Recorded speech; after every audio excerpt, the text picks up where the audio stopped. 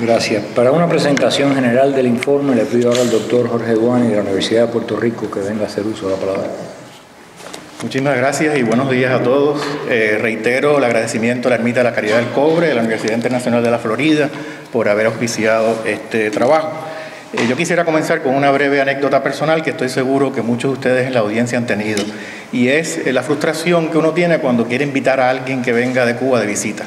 En enero de este año decidí empezar el proceso y me acerqué a una agencia de viaje en Puerto Rico para llenar los formularios pertinentes. A mitad de camino me pregunta el dueño de la agencia que si ya yo había sacado un turno. Y yo le dije, ¿qué turno? Un turno en la sección de intereses de la Embajada de Estados Unidos en La Habana. Entonces procedí a averiguar los detalles para sacar ese turno, y cuando llamo por teléfono al Departamento de Estado, preparado para hacer el turno para mi prima en La Habana, me dicen que tengo que tener el número de pasaporte cubano de mi prima. Le escribo un email a mi prima y mi prima me contesta que no tiene pasaporte. Por supuesto, el pasaporte hay que pagarlo en la moneda convertible, cosa que entonces envié por Western Union para que ella pudiera sacar su pasaporte. Cuando finalmente tengo todos los documentos, toda la información que me pide el Departamento de Estado, llamo por teléfono, 8 minutos me parece que tenía para hacer toda la gestión antes de que se acabara el tiempo, y cuando finalmente la persona que me contesta me dice que el turno para mi prima en la sección de intereses en La Habana era para agosto del 2014. Y yo dije, usted tiene que estar equivocada, no será 2011, no, 2014 es el primer turno que está disponible. Entonces, obviamente, de aquí al 2014, el pasaporte cubano va a caducar, habrá que empezar todo el proceso otra vez, y yo me imagino que este proceso será un poco como lo que Kafka describía en sus cuentos sobre la burocracia alemana.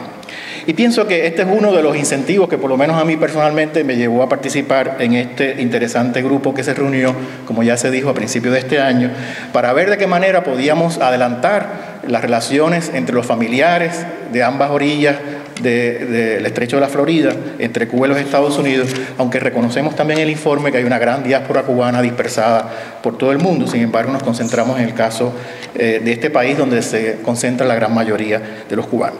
Yo lo que voy a hacer es simplemente darles una idea general, a vuelo de pájaro, de los principales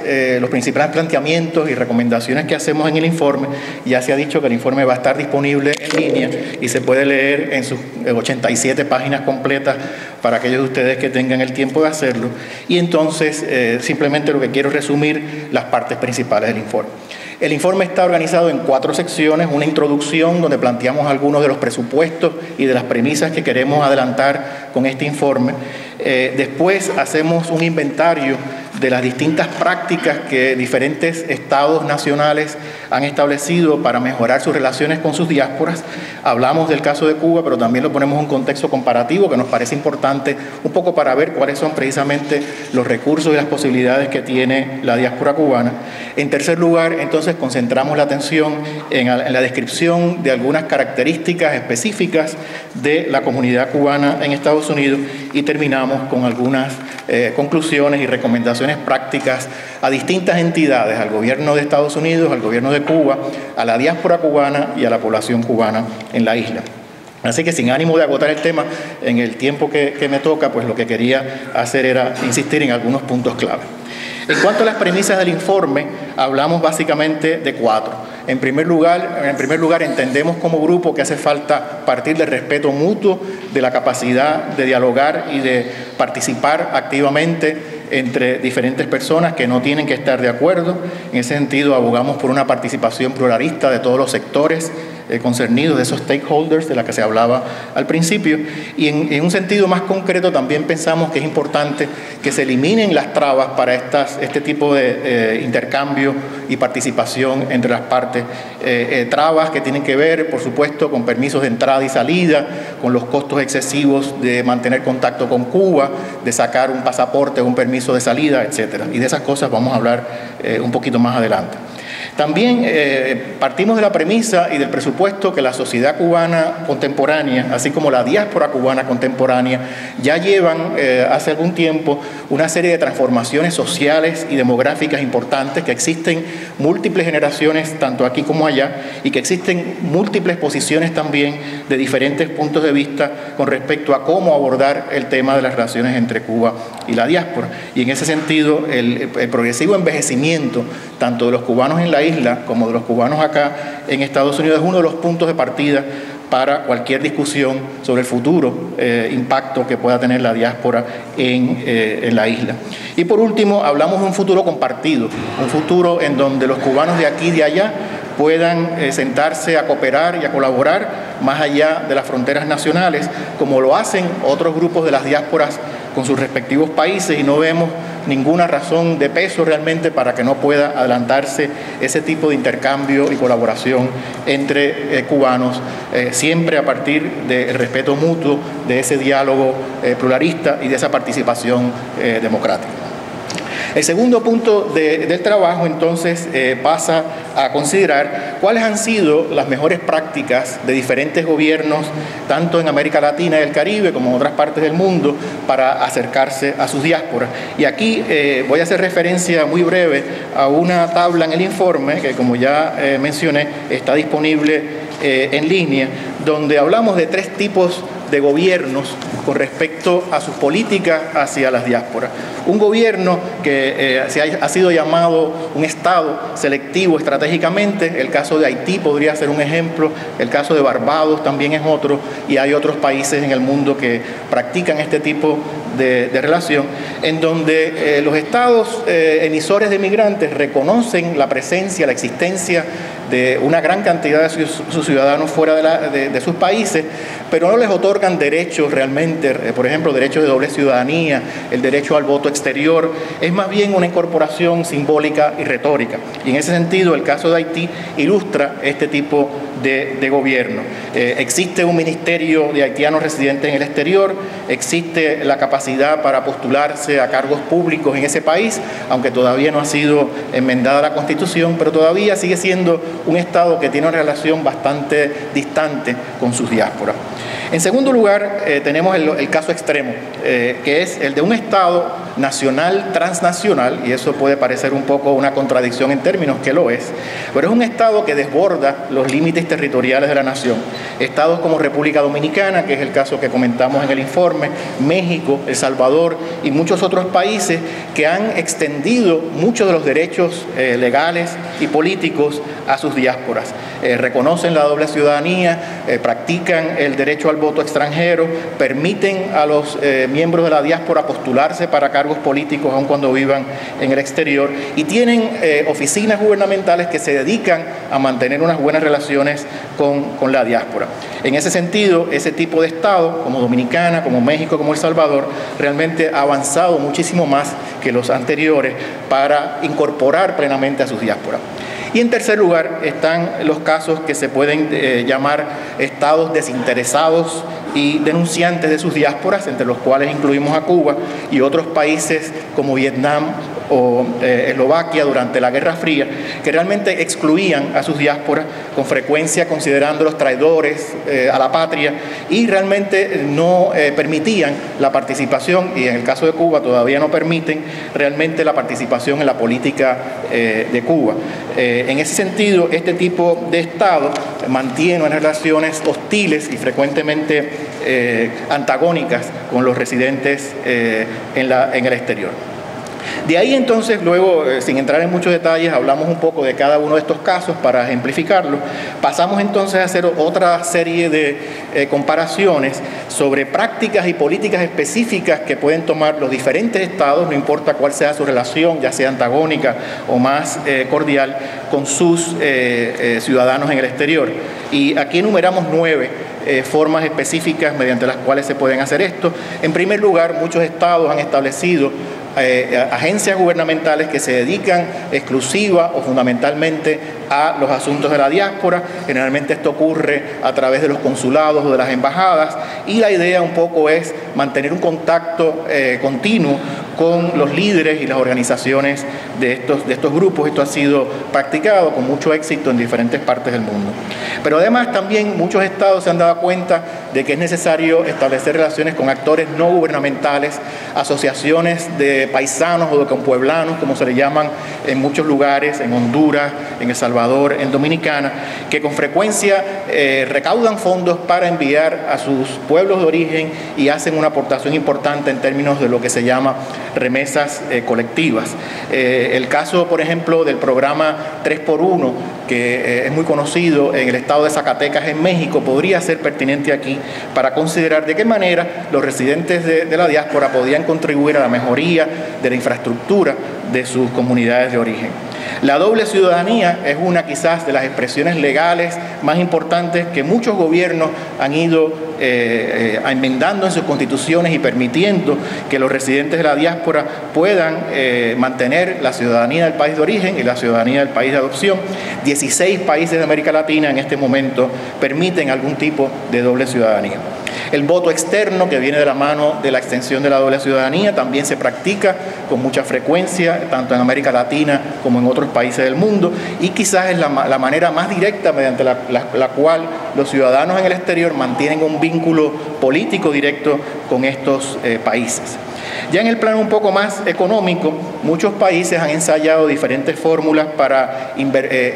atraer la inversión de capital de la diáspora en pequeñas y medianas empresas de distintos tipos. Pueden ser cooperativas, pueden ser asociaciones privadas con el gobierno, y han resultado muy exitosos en países como la China, por ejemplo, o incluso en otros países de la región. El sexto, y he ido enumerando hasta ahora 5, el sexto programa, digamos, o esfuerzo que se ha hecho por mantener una relación más productiva con la diáspora es lo que se conoce en inglés como brain drain o brain circulation, la circulación de cerebro. Las personas que se van de su país, sobre todo cuando tienen capacidades técnicas, empresariales y alta escolaridad, y que con frecuencia están dispuestas a regresar, al menos temporalmente, para cooperar y para ayudar a los países de origen. Esto ocurre con gran frecuencia en países como la India, que ha exportado una gran cantidad de personal sumamente calificado. Para no perder ese talento, para no drenar a los países de estos recursos, con frecuencia los gobiernos buscan mantener esos lazos estrechos con estas diásporas, digamos, más calificadas. El turismo étnico es una expresión que se refiere al regreso masivo de las personas que nacieron en sus países de origen o sus descendientes y que con frecuencia quieren volver a ese país temporalmente para reencontrarse con sus raíces, para buscar, digamos, el lugar donde nacieron, y tiene un impacto económico fundamental. Los países que han aprovechado esta oportunidad han facilitado el regreso de sus conciudadanos en el exterior, por ejemplo, eliminando requisitos de entrada de visa, ya que después de todo son ciudadanos en los casos donde se permite la doble ciudadanía. Comercio nostálgico es otra expresión que recoge aquellos productos y servicios que muchas veces los ciudadanos de la diáspora consumen en sus países de adopción, que pueden ir desde café, tabaco, ron, té, pan, y por supuesto esos productos siempre son los mejores para uno, dependiendo del país de origen, y que con frecuencia son los empresarios étnicos, los intermediarios, por ejemplo en Estados Unidos, los que se encargan de importar estos productos y venderlos por razones nostálgicas a los emigrados. Por último, muchos países han tenido buenas experiencias con organizaciones filantrópicas y voluntarias de diferentes índoles para contribuir al desarrollo de sus comunidades de origen, y esa es un área que también pensamos que puede ser explorada para el caso de Cuba. El tercer elemento entonces del informe tiene que ver ya propiamente con la diáspora cubana, pero siempre en el contexto que acabo un poco de resumir, de cuáles serían las formas o las alternativas para acercar a los cubanos de aquí y de allá desde el punto de vista que estoy comentando. Primero, comentamos que ya la diáspora cubana en Estados Unidos ronda 1.8 millones de personas. Es una población que está en proceso de crecimiento. Desde los años 90 para acá, la oleada de migración cubana ha sido la más extensa, incluso más grande que en la época del Mariel en 1980. Y también también, evidentemente, la pujanza económica, el crecimiento de la comunidad cubana, sobre todo en Miami y en la Florida, es un elemento importante que hay que tomar en cuenta. Hacemos referencia al concepto de diáspora en el informe y quizás debía aclarar que lo usamos en un sentido amplio para referirnos a cualquier población que esté dispersada fuera de su territorio de origen, pero que se mantiene conectada de distintas formas, política, económica, socialmente y sobre todo emocionalmente con la tierra natal. Pero reconocemos que dentro de la diáspora cubana existen distintas modalidades que van desde el exilio histórico hasta la migración más reciente y lo que llamamos también en el informe una especie de transnacionalismo, el intento por mantener vínculos de diversos tipos con las naciones de origen. Identificamos algunos obstáculos para la participación plena de la diáspora en el país de origen, sobre todo todas estas trabas burocráticas con las que comencé mi presentación, e insistimos en la necesidad de actualizar la política y la legislación migratoria en Cuba, así como en Estados Unidos. Otro aspecto que tocamos brevemente en el informe tiene que ver con los recursos y posibilidades de la diáspora. Hablamos de diferentes tipos de capital, el más tradicional que es el capital económico, que ya se calcula en por lo menos 40 o 50 mil millones de dólares según los últimos estimados conservadores. Hablamos también del impacto de las remesas económicas que se estiman por lo menos en 1.200 millones de dólares al año y es posible que sea aún más, puesto que el dinero que llega a Cuba no se puede contabilizar exactamente. Indicamos que la diáspora cubana tiene un gran capital humano. En los últimos datos del censo, el 24% de la población de origen cubano en este país tenía títulos universitarios y eso representa más del doble de cualquier otra población latina en los Estados Unidos. Y también identificamos las posibilidades que tiene la diáspora cubana de incidir en cualquier proceso de cambio en Cuba a través de su llamado capital simbólico, y esto sobre todo a través de la presencia en el Congreso de 6 representantes cubanoamericanos. Ya llegando un poco a la parte de las conclusiones y recomendaciones, estamos interesados particularmente en promover el desarrollo del sector no estatal en Cuba, el trabajo por cuenta propia, la creación de nuevas empresas y nuevas formas de empleo. Entendemos que la diáspora tiene la capacidad y también el interés de ofrecer distintos tipos de apoyo a este sector no estatal privado emergente a través de acceso a mercados, de mercadeo, aportes de insumos, de tecnología, asesoramiento y adiestramiento. Y aquí otra vez, insistimos una vez más en la importancia que tiene revisar todo el concepto y todo el aparato legal burocrático que tiene que ver con el fenómeno de la migración y la diáspora en Cuba. Para concluir, insistimos entonces, ya se mencionó al principio, la importancia que tiene garantizar el libre acceso y la libre circulación, el derecho a fijar la residencia de los cubanos como de cualquier otro ser humano en cualquier parte del mundo. También subrayamos la importancia de reconocer legalmente la igualdad de derechos de los cubanos emigrados o radicados en Cuba para, por ejemplo, participar en las nuevas iniciativas económicas. Y por último, recomendamos específicamente una serie de iniciativas que pueden tomarse tanto aquí como allá, y voy a concentrarme específicamente en las que hacemos al gobierno de Cuba y al gobierno de Estados Unidos. Esto lo hacemos con mucho respeto y con mucha conciencia de la dificultad que tienen de implantarse algunos de estos cambios. En el caso de Cuba, entendemos que es importante que la legislación promueva la migración circular, es decir, este concepto de la salida definitiva y la necesidad de pedir permisos de entrada y salida, que Cuba en este sentido es uno de los pocos países que todavía lo exige, no nos parece que sea muy productivo. Entendemos también que es importante reducir los costos de los trámites consulares, de las remesas, del envío de paquetes, de los pasajes, llamadas telefónicas y el correo electrónico. Todas estas formas de comunicación que en otros países permiten una relación más estrecha entre los miembros de la comunidad en la diáspora y sus familiares en el país de origen. Al gobierno de Estados Unidos, sobre todo, recomendamos que se considere que este sector no estatal, emergente,